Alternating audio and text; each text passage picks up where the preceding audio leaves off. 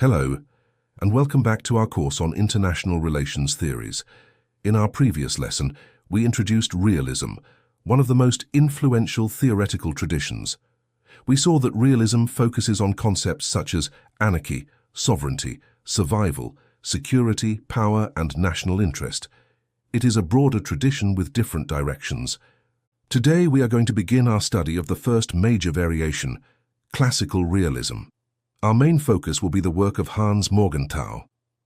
In this lesson, we examine four central ideas: human nature, power, national interest, and political prudence. We will also ask, why do states seek power? Classical realism explains international politics partly through human nature and the pursuit of power. This differs from the structural realism we will study later. Classical realists pay close attention to human beings and political leaders. International politics is influenced by human desires, political ambition, fear, and competition. Hans Morgenthau was a major 20th century scholar. His most influential work is Politics Among Nations, first published in 1948, during a period of enormous change. The Second World War had ended, and the Cold War was beginning. Scholars were trying to understand why conflict continued, despite international law and diplomacy.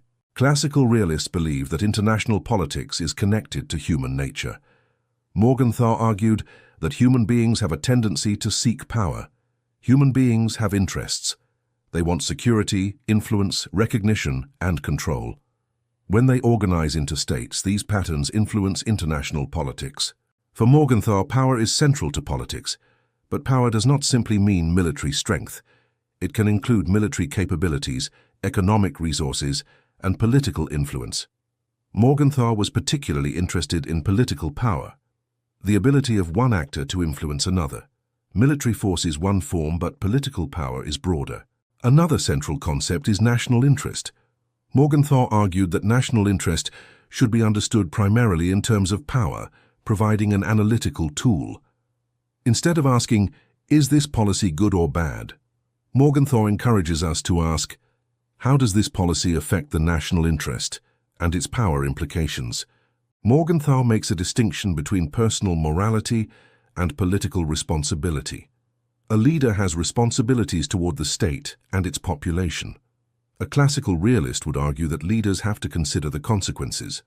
This is where we arrive at one of Morgenthau's most important ideas: prudence.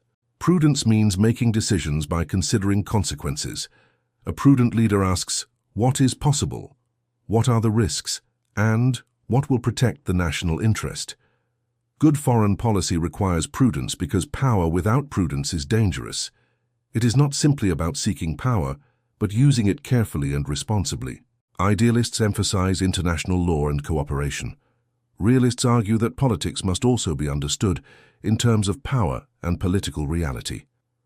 Classical realists argue we should try to understand international politics as it actually operates, taking existing conditions into account.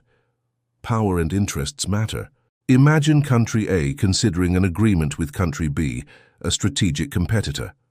A classical realist asks, what does country A gain? What does it risk? In summary, human nature matters, power is central, national interest matters, political reality matters, and finally, prudence matters. While classical realists emphasize human behavior, neo-realists focus on the international system's structure.